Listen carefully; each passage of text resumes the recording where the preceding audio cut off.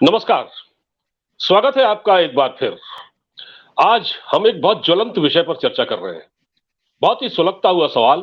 इस वक्त पाकिस्तान ऑक्युपाइड कश्मीर, उसमें हड़कंप मचा हुआ है। खासकर पाकिस्तान के अंदर, जहां बहुत एनार्की है। इस वक्त पता ही नहीं चल रहा है कि पाकिस्तान को कौन चला रहा है। और हमारे उत्तरी कमांड, नॉर्दर्न कमांड के जो प्रमुख हैं, उन्होंने एक स्टेटमेंट दिया है।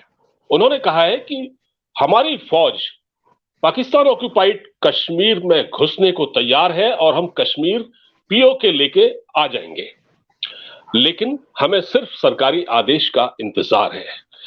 इस पूरे मुद्दे पर बातचीत करने के लिए विस्तार से मेरे साथ मौजूद है रक्षा विशेषज्ञ, डिफेंस एक्सपर्ट और रॉ के एक्स अधिकारी एन के सूद साहब। स्वागत है सर आपका। जी नमस्कार, शुक्रिया। सर, ये जो स्टेटमेंट आया है पाकिस्तान ऑक्युपाइड कश्मीर के मुतालिक, हमारी सरकार और खासकर हमारे होम मिनिस्टर अमित शाह साहब पार्लियामेंट में कह चुके हैं कि हम तो पीओके को भी लेंगे। हमारे डिफेंस मिनिस्टर राजनाथ सिंह ने भी ऐसा ही स्टेटमेंट दिया था। बल्कि राजनाथ सिंह ने तो ये तो कहा था कि जब तक हम गिलगिट बाल्टिस्तान नहीं ले लेते तब तक पीओके का मतलब कश्मीर का निर्माण, मतलब जो वहां निर्माण कार्य है वो अधूरे ही रहेंगे। तो सर, आप एक बात बताइए, आपके पास तो बहुत जानकारी रहती है, ये काम क्या इतना सादा लगता है आपको? देखिए, आसान काम तो कोई भी नहीं होता। कई काम ये हम सोचते हैं कि बड़े आसान है, बड़े डिफिकल्ट हो जाते हैं, और कई काम आसान लगते हैं लेकिन डिफिकल्ट हो जाते हैं लेने के टाइम में। और ये जो काम है पीओके लेने का, क्योंकि एक बात क्या है कि अगर आप किसी को कोई चीज उधार भी दे दें तो उससे पैसा रिकवर करना बड़ा मुश्किल हो जाता है, आसान नहीं होता। पैसा आपका है, और ये जो पीओके है और गिलगिट बाल्टिस्तान है, इंडिया के लिए बड़ा इंपॉर्टेंट है। और जो बीजेपी गवर्नमेंट है उनके एजेंडे में भी है। होम मिनिस्टर ने इसके ऊपर स्टेटमेंट दी थी पार्लियामेंट के ऊपर, हमारे डिफेंस मिनिस्टर इसको बोल चुके हैं। अब जो नॉर्दर्न कमांड के चीफ हैं उन्होंने भी इसके ऊपर में पूरा कह दिया हम तैयार हैं। और मैं आपको एक बात बड़े क्लियर कह दूं, हमारी इंटेलिजेंस एजेंसीज ने पूरा, यानी कि रॉ ने इसका पूरा ब्लूप्रिंट तैयार किया हुआ। 71 वॉर के अंदर भी उन्होंने पाकिस्तान को तोड़ने का पूरा ब्लूप्रिंट जो था वो रॉ ने तैयार किया था, और ये पूरा तैयारी है इंडिया की तरफ से। सिर्फ एक अप्रोप्रिएट टाइम की वेट की जा रही है। जैसे 1931 का वार हुआ था तो रॉ ने इंफॉर्मेशन दी थी पाकिस्तान अटैक करेगा 2 दिसंबर 1971 में। 19 तो उस टाइम पे अटैक नहीं हुआ, तो इन्होंने कहा क्या हम चुप हो जाएं, लेकिन उन्होंने कहा इंतजार करिए अगले 24 घंटे का। 3 दिसंबर को अटैक हो गया, और यहाँ पे भी इंडिया पूरा तैयार है। इंडिया जो पीओके को लेना चाहता है वो पीसफुल तरीके से लेना चाहता है, और वहां पे डिमांड भी उठ रही है पीओके से कि वो इंडिया के साथ मर्ज होना चाहते हैं। इवन पाकिस्तान के अंदर 40% लोग ये कहते हैं कि हमें पाकिस्तान नहीं चाहिए, इंडिया से दोबारा मर्ज होना चाहते हैं। खैर वो तो हम कभी लेंगे नहीं, क्योंकि हमें कूड़ा लेने की आदत नहीं है, बहुत कूड़ा है हमारे पास पहले भी। तो आज जो सिचुएशन है इसके लिए पूरा प्रिंट तैयार है, और गवर्नमेंट के ऑर्डर की इंतजार की जा रही है। जैसे पार्लियामेंट में पीएम मोदी ने कहा था कि 370 हम हटा देंगे, तो बहुत से लोगों ने शोर मचाया। फारूक अब्दुल्ला ने शोर मचाया, बेगम ने वहां पे शोर मचाया, इवन गुलाम नबी आजाद ने कहा, और बाकियों ने कहा भाई आप तो ऐसा मजाक उड़ा दिया कि है करने लगे कि आप किस तरीके से लेंगे, ये नहीं हो सकता, वो नहीं हो सकता। एक झटके से हमने जो आर्टिकल 370 को हटा दिया। पीएफआई पे बड़ी देर से बात हो रही थी, पीएफआई पे ये होना चाहिए, वो होना चाहिए। गवर्नमेंट इंतजार कर रही थी अप्रोप्रिएट टाइम का, क्योंकि जो भी ऐसे काम होते हैं जो आर्मी या इंटेलिजेंस से करने होते हैं वो एक बड़े ऐसे तरीके से करते हैं कि कोई उससे हमें नुकसान ना हो, और उसी चीज की वेट की जा रही है। और इसमें पूरी तैयारी हो चुकी है आर्मी की तरफ से भी और इंटेलिजेंस की तरफ से भी। सिर्फ एक मौके की तलाश है कि किस टाइम पे चुपचाप इंडिया पीओके पे कब्जा कर लेगा और पाकिस्तान को बोलने का मौका नहीं मिलेगा। जी नहीं सर, ये जैसे कि आपने कहा कि 71 की वॉर, उस टाइम भी रॉ ने बड़ा अच्छा काम किया। लेकिन सर, वो तो उस चीज को तो काफी साल हो गए, और तब से अब तक गंगा और जमुना में काफी पानी बह चुका है। बहुत सारी जी चीजें बदल गई हैं। ग्लोबल वर्ल्ड, यानी वर्ल्ड का जो एक वो पूरा कहते हैं ग्लोबल सिस्टम, पूरा चेंज हो गया है। वर्ल्ड दो खांचों में बढ़ गया है, एक अमेरिका का कैंप है, एक चाइना का। ऐसी स्थिति में क्या आपको लगता है कि परिस्थितियां हमारे अनुकूल होंगी? देखिए, जब ये गवर्नमेंट आई थी 2014 में, तो किसी ने सोचा भी नहीं था गवर्नमेंट आएगी। और उसके बाद जिस तरीके से गवर्नमेंट ने धीरे धीरे काम करना शुरू किया और उसके बाद इवन राम मंदिर बनाने का काम शुरू किया, वो पीएम मोदी ने तब किया जब उनका सेकंड टेन्योर आया। और उसके बाद आर्टिकल 370 भी हटा दिया गया। और हमारी गवर्नमेंट इस टाइम पे बड़े स्ट्रांगली मूव कर रही है वर्ल्ड अफेयर्स के अंदर। अभी आपने देखा होगा जैसे G20 की समिट हुई, G20 की मीटिंग हुई, किस तरीके से पीएम मोदी की वहां पे इंपॉर्टेंस बढ़ी, इंडिया की इंपॉर्टेंस बढ़ी। और इंडिया यही चाहता है कि वर्ल्ड में उसकी ऐसी छवि बन जाए कि वर्ल्ड इंडिया के पीछे लगे। जैसे यूके के अंदर तो एक हिंदू प्राइम मिनिस्टर भी बन गया, और बाकी जगह में भी जैसे हमारी छवि बढ़ती जा रही है, वर्ल्ड हमारी तरफ देख रहा है। इंडिया वर्ल्ड का एक मैन्युफैक्चरिंग सेक्टर बनने जा रहा है, इकोनॉमी बढ़ रही है, हमारी आर्मी या इवन हमारी जो डिफेंस फोर्सेस की पावर बढ़ रही है, हमारी इंडिजिनियस प्रोडक्शन होनी शुरू हो गई। हम आज पहले बहुत बड़े इंपोर्टर थे आर्म्स के, आज हम धीरे धीरे एक्सपोर्टर बनते जा रहे हैं। तो जो इंडिया की आज स्ट्रेंथ है वर्ल्ड में बढ़ रही है, और इंडिया की तरफ पूरा वर्ल्ड देख रहा है। अभी जैसे रशिया यूक्रेन का वार चल रहा है, तो पूरा वर्ल्ड देख रहा है इंडिया की तरफ कि यहाँ पे पीस लाने के लिए सिर्फ इंडिया ऐसी कंट्री है जो यहाँ पे पीस ला सकती है। और यही सिचुएशन है कि एक तो इंडिया का बड़ा इंपॉर्टेंट रोल होगा रशिया यूक्रेन की पीस लाने में, जिससे पूरा वर्ल्ड इंडिया को रिकॉग्नाइज करेगा।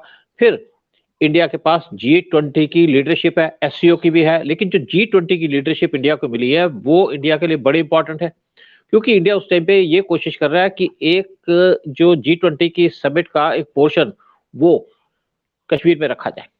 बिल्कुल, मैं वही आना चाह रहा था। बिल्कुल जी, बिल्कुल। जैसे यहाँ पे G20 का जब सेशन रखा जाएगा, इसके लिए इंडिया ने कमेटी बना दी है। अब बहुत से लोग ये कह रहे हैं कि G20 अगर कश्मीर में रखी जाएगी तो मिलिटेंट अटैक भी हो सकते हैं। मैंने शायद पहले भी कहीं कहा था कि अगर इंडिया का G20 का मीटिंग होल्ड करने का एक प्लान है, उसके अंदर एक बहुत बड़ा एजेंडा है। यानी कि यहाँ पे जब भी आप G20 की समिट हुई थी पीछे, तो प्राइम मिनिस्टर मोदी की एक मीटिंग हुई थी, यानी कि एक बात हुई थी चाइनीज प्रेसिडेंट जी जिनपिंग से। ये उनकी पिछले 2.5 साल में पहली बार बात हुई है, जब से हमारा बॉर्डर पे फेस हुआ। पीएम मोदी उनको अवॉइड करते रहे, और जो इनसे छोटी सी मीटिंग हुई है ये बड़ी इंपॉर्टेंट है, क्योंकि G20 की जब समिट होगी 2023 में, तो चाइनीज प्रेसिडेंट को इन्वाइट किया जाएगा और वो यहाँ आएंगे, कश्मीर भी जाएंगे। और कश्मीर जाने का पर्पज ये है कि उनका या पूरे वर्ल्ड का कि कश्मीर को एक पूरे तरीके से मान लिया जाएगा कि ये पार्ट है इंडिया का। और उसके बाद इंडिया के लिए जो POK है वो लेना और भी ज्यादा आसान हो जाएगा, क्योंकि पाकिस्तान को तो वर्ल्ड में कोई सपोर्ट नहीं मिल रही।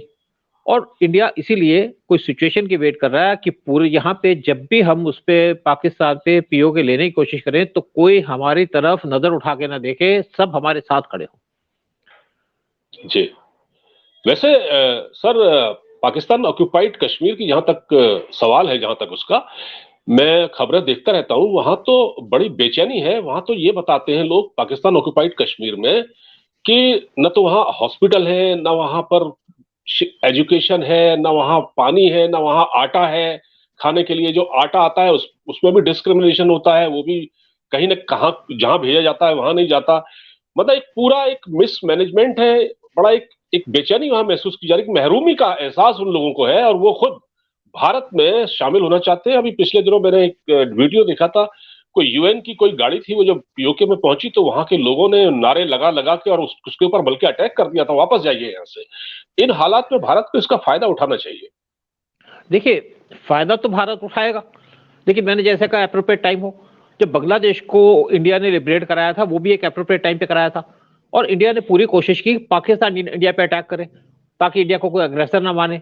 3 दिसंबर को पाकिस्तान ने अटैक किया, 6 दिसंबर को इंडिया ने बांग्लादेश की लिबरेशन को मान लिया, यानी कि बांग्लादेश को एक सेपरेट कंट्री मान लिया था। तो इंडिया यहाँ पे पेट कर रहा है, क्योंकि देखिए पाकिस्तान के आज हालात क्या है, वहां पे सिविल वॉर जैसे सिचुएशन चल रही है। जो दोनों पार्टीज हैं, यानी कि मेन पावर वाली पार्टी, दूसरी पार्टी आपस में लड़ रही है, आर्मी भी इसमें लड़ रही है, और कोई भी एक दूसरे के साथ नहीं है, न मिल रहेगा न मिल सकता है। और उनकी इकोनॉमी टोटली डिवास्टेट हो चुकी है, और जो उसके बाद जो फ्लड्स आए हैं उससे वहां का सत्यानाश हो चुका है। पाकिस्तान के अंदर कोई ऐसा लीडर नहीं मिल रहा जिसके ऊपर भरोसा किया जाए। और जहां पे उनकी आर्मी की बात है, उनकी जो करप्शन के चार्जेस लगे हैं उनके ऊपर, जैसे जनरल बाजवा के ऊपर, इससे लोगों का आर्मी पे जो कुछ भरोसा था वो भी खत्म हो गया। आर्मी इस पे डिमोरलाइज है, और वहां पे आर्मी के अंदर भी डिफरेंसेस है। और वहां के ISA के चीफ प्रेस के सामने आकर के स्टेटमेंट देने लग गए हैं। तो पाकिस्तान के अंदर एक तो इकोनॉमिक क्राइसिस है, एक पाकिस्तान के अंदर पॉलिटिकल क्राइसिस है, एक पाकिस्तान के अंदर जो एक इंस्टेबिलिटी आ रही है, और दूसरी तरफ बलूचिस्तान में, सिंध में और POK, तीनों जगह आवाज उठ रही है। तीनों इंडिया से मिलना चाहते हैं। खैर इंडिया ना तो सिंध को लेगा ना बलूचिस्तान को लेगा, लेकिन जहां तक पीओके की बात है, गिलगित बाल्टिस्तान है, ये पार्ट थे इंडिया के जिसको ट्रेचरी से यानी कि गलत तरीके से पाकिस्तान को दिया गया ब्रिटिशर के द्वारा, और ये कुछ पाकिस्तान की आर्मी का रोल था जो उन्होंने पीओके के अंदर कब्जा कर लिया, और नेहरू की गलतियां, और ये आज टाइम है इन गलतियों को सुधारने का। और इसके ऊपर इंडिया की पूरी तैयारी, जैसे मैंने कहा, पूरी हो चुकी है, और इंडिया पूरा तैयार है इस टाइम पे पीओके लेने के लिए, सिर्फ एक अपॉर्चुन टाइम की, क्यों, ताकि इंडिया को कहीं से भी अपोजिशन ना हो, उसका इंतजार किया जा रहा है। और मैं सोचता हूँ कि 2023 के अंदर पीओके और गिलगित बाल्टिस्तान इंडिया के अंदर मिल जाएंगे, मुझे इसमें कोई डाउट नहीं। ठीक, बिल्कुल बिल्कुल। अच्छा, जिस तरह से अब जो स्टेटमेंट आया है हमारे नॉर्दर्न कमांड के चीफ का, अब माहौल लगता है बन रहा है माहौल, और उन्होंने कहा कि केवल हमको एक आदेश का इंतजार है। तो सर, इतना बड़ा स्टेप लेने से पहले इंडिया को बाकी देशों को भी कॉन्फिडेंस में तो लेना ही पड़ेगा। दूसरा सवाल ये है, खासकर अमेरिका, और दूसरा सवाल ये है कि अभी मैं एक न्यूज देख रहा था, कहीं पढ़ रहा था कि चाइना पाकिस्तान के बलूचिस्तान के ग्वादर में एक रिफाइनरी लगा रहा है, और उसमें चाइनीज इंजीनियर काम कर रहे हैं। इसी तरह से पीओके में उनके प्रोजेक्ट चल रहे हैं। तो सबसे बड़ी हर्डल मुझे लगता है चाइना है, अगर ये भारत ये स्टेप लेता है तो। देखिए, पहली बात तो ये है कि जैसे आपने कहा, इंडिया को कॉन्फिडेंस में सबको लेना पड़ेगा। रशिया के साथ हमारे रिलेशंस जो हैं, रशिया हमेशा इंडिया के साथ खड़ा, उसने पहले भी स्टेटमेंट अभी दे दिया है कि PoK Gilgit Baltistan is part of India. US के अंदर भी एक पूरा मोमेंटम चल रहा है। जैसे एक यूएस के सेनेटर है, उन्होंने कहा था कि अगर गिलगित बाल्टिस्तान और पीओके पार्ट होता इंडिया का, तो हमें अफगानिस्तान में दिक्कत ना होती, और अगर बलूचिस्तान इंडिपेंडेंट होता तो हमें पाकिस्तान पे डिपेंड नहीं करना पड़ता। देखिए, कुछ भी कहे, अमेरिका पाकिस्तान पे फेद नहीं करता, उनकी मजबूरी है, इंडिया के ऊपर उनको भरोसा करना पड़ता है क्योंकि उनकी जरूरत है। और इस टाइम पे जैसे आप बाकी बड़ी कंट्रीज लगा लीजिए, फ्रांस लगा लीजिएगा, फ्रांस इंडिया को इसके ऊपर कभी अपोज नहीं करेगा, वो आज इंडिया के साथ है। और इवन शायद 2 साल पहले ब्रिटिश पार्लियामेंट के अंदर एक बिल पास किया गया था, जिसके अंदर कहा गया था कि Gilgit Baltistan is part of India, ये उन्होंने रिकॉग्नाइज कर लिया। तो बड़ी कंट्री कौन सी रह गई? अगर सिर्फ यूएस को थोड़ा सा मनाने की बात है, और यूएस को अपनी जरूरत देखनी पड़ेगी, क्योंकि उसको इंडिया से कोई बेसिकली दिक्कत नहीं है। पाकिस्तान से फिर भी दिक्कत है, चाहे पाकिस्तान को जो भी सपोर्ट करे इंडिया को टीज करने के लिए, लेकिन अल्टीमेटली उसको इंडिया की जरूरत है। वो देख रहा है कि जो चाइना उनका मेन एक अपोनेंट है, जो उनको परेशान करता है, और उसके लिए इंडिया की जरूरत है। इंडिया इकोनॉमिकली स्ट्रांग चल रहा है, इंडिया की पॉलिटिकल स्ट्रेंथ है इस टाइम पे, इंडिया की मिलिट्री स्ट्रेंथ भी बढ़ती जा रही है, इंडिया के अंदर खुद अंडर प्रोडक्शन हो रही है आर्म्स एम्यूनिशन की। तो इसके ऊपर मुझे लगता है कि यूएसपी, जैसे आपने देखा होगा G20 के अंदर किस तरीके से जो बाइडेन ने पीएम मोदी को दूर से हाथ हिलाया हेलो की। ये इतने बड़े कंट्री के जो प्रेसिडेंट हैं, अगर वो इंडिया के प्राइम मिनिस्टर को हाथ हिलाते हैं तो आप समझ सकते हैं मोदी की क्या पोजीशन है। और मैं सोचता हूं कि अगले कुछ महीनों के अंदर, क्योंकि यहाँ पे जो G20 की समिट होने की तैयारी होगी, बहुत ज्यादा इंडिया की स्ट्रेंथ बढ़ेगी। और वैसे भी इंडिया के अंदर बहुत ज्यादा डेवलपमेंट चल रही है। चाइना की बात करो, चाइना कमजोर चल रहा है, इकोनॉमी कमजोर चल रही है, और ताइवान के ऊपर भी चाइना के ऊपर काफी प्रेशर है।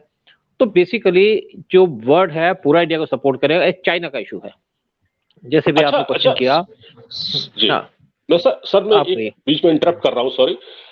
ये जो चाइना की बात हमने कर ली, अमेरिका की बात कर ली, फ्रांस की बात कर ली, जो इस्लामिक देश है, ये 57 देशों का जो एक ग्रुप है इस्लामिक कंट्रीज का, इनका रवैया थोड़ा ढुलमुल रहता है। सऊदी अरब की बात अलग है, यूएई की बात अलग है, लेकिन जो बाकी कंट्री है उनका रवैया थोड़ा ढुलमुल रहता है। इनकी तरफ से क्या?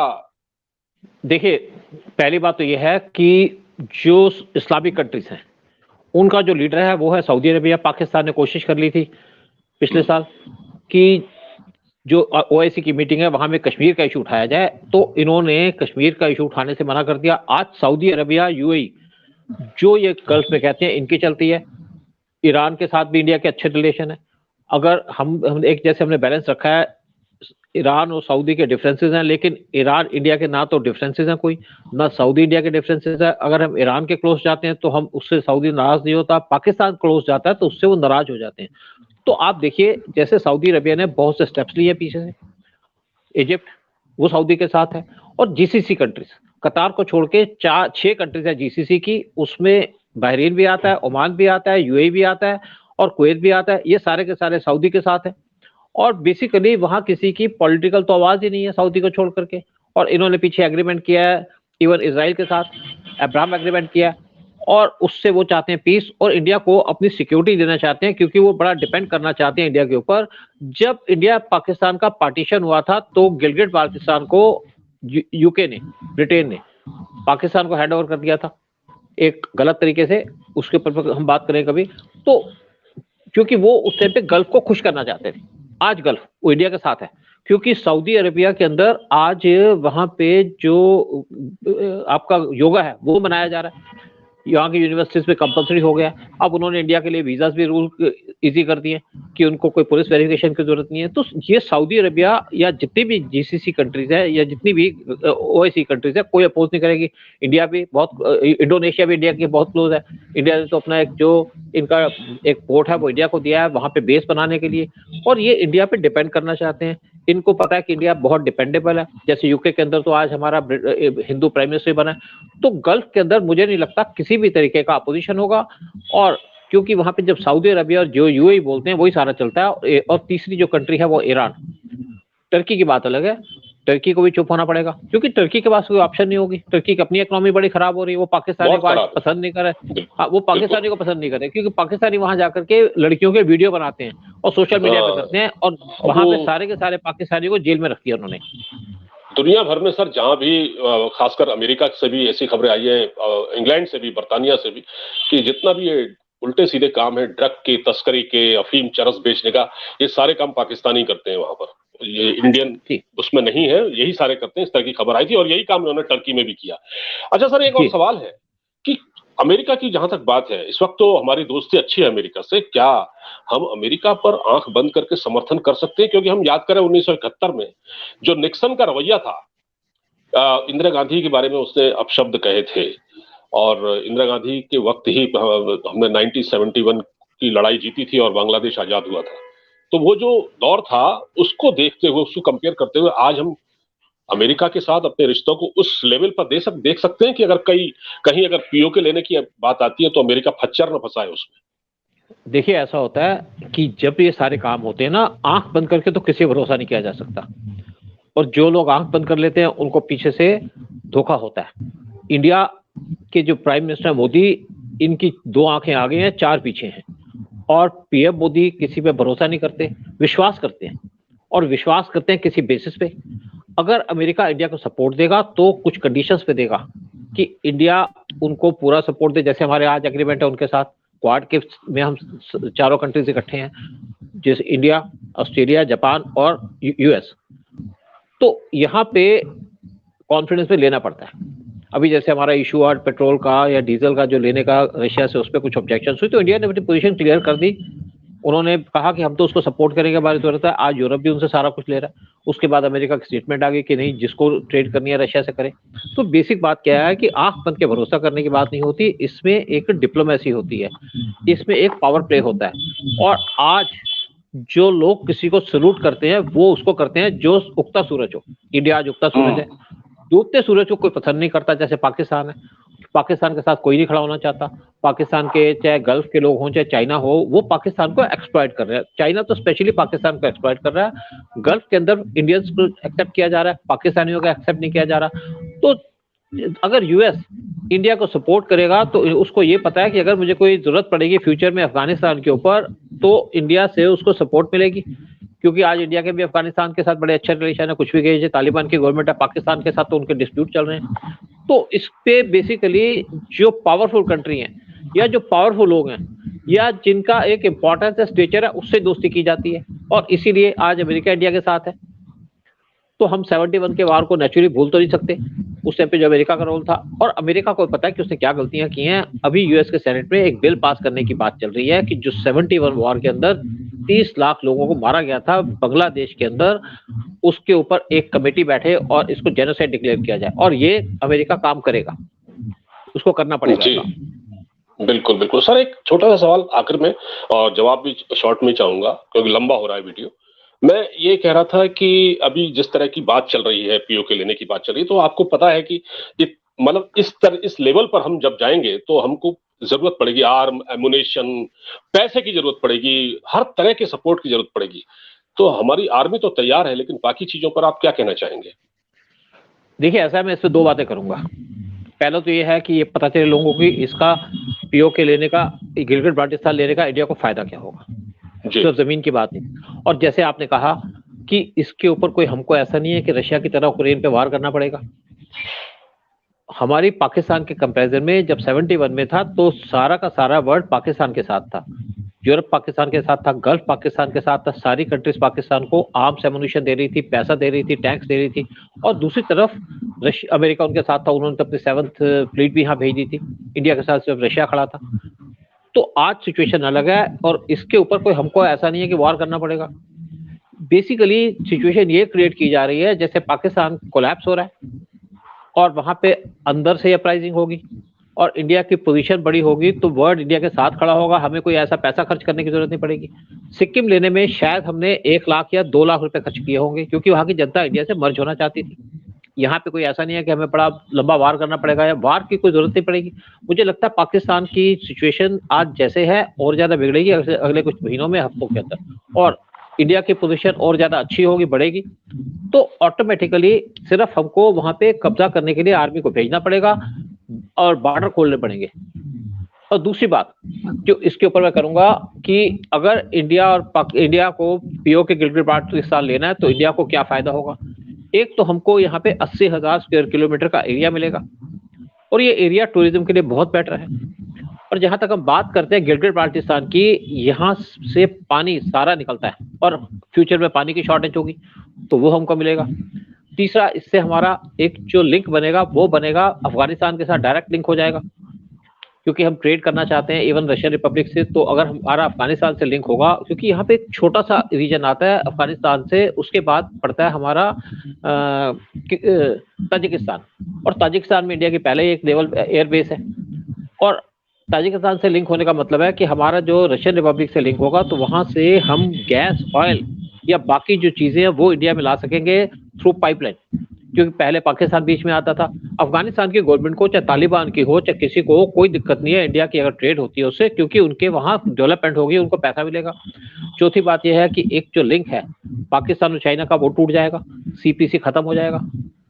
तो इसलिए इंडिया को, और एक और बात इस पे आती है कि जो हमारी कंट्री के अंदर टेररिज्म होता है वो पीओके से होता है, और पीओके से जो टेररिज्म होता है पाकिस्तान करता है। तो ये अगर पीओके इंडिया से मिल जाएगा तो हमारा ये रीजन भी, यानी कि टेररिज्म खत्म हो जाएगा और इंडिया को 10 से 15 मिलियन डॉलर पर ईयर की सेविंग होगी और हमारी आर्मी को एक पीस मिलेगी। हम अपनी आर्मी को कंसंट्रेट कर पाएंगे चाइना की तरफ, और जब चाइना और पाकिस्तान का आपस में लिंक टूट जाएगा तो चाइना भी काफी डिमोरलाइज हो जाएगा। तो इंडिया को ये फायदे हैं। तो पीओके गिलगित बाल्टिस्तान देने से एक तो इंडिया को फायदा है, और दूसरी बात है सिचुएशन की वेट की जा रही है। जैसे 2 साल से लोग कह रहे थे कि पीएफआई को बैन क्यों नहीं किया, जब किया तो सारा का सारा कंप्लीट काम किया। क्योंकि जब एजेंसीज काम करती है, यानी कि जो इंटेलिजेंस एजेंसीज काम करती है, चाहे किसी प्रोजेक्ट में 1 साल लगे 2 साल लगे, लेकिन वो काम फुल प्रूफ किया जाता है और उसके बाद वो आर्मी को दिया जाता है ताकि आर्मी उसको प्रॉपरली इंप्लीमेंट कर सके। और अब जब आर्मी इंप्लीमेंट करती है तो वो काम दिया जाता है सिविल एडमिनिस्ट्रेशन को, ताकि वहां पे पूरा कंट्रोल किया जाए। जो जैसे आप देख रहे हैं कश्मीर के अंदर कैसे डेवलपमेंट हो रही है, मंदिर बन रहे हैं वहां पे डेवलपमेंट चल रही है। फॉरेन की कंट्रीज, इवन यूएई वहां पे पैसे स्पेंड करने के लिए तैयार है, ओमान तैयार है वहां पे। तो ये सारा का सारा काम एक फुल प्रूफ तरीके से किया जाता है। जी सर, तो आपने बड़े फायदे गिनाए हैं। अगर बाल्टिस्तान, गिलगित बाल्टिस्तान और पीओके हमारे हिस्से में आता है तो भारत को इसका बहुत फायदा होगा, और भारत ने इस ओर कदम उठा लिया है। बस देखते हैं आप इसमें कितने दिन लग जाते हैं, लेकिन बहरहाल ये इंडिया के एजेंडे में है और ये काम होगा ऐसा लग रहा है। तो सर, आप हमसे जुड़े, आपने हमको इतनी महत्वपूर्ण जानकारी, इतना बढ़िया विश्लेषण किया, आपका बहुत बहुत शुक्रिया, धन्यवाद। जय हिंद। जय हिंद, शुक्रिया।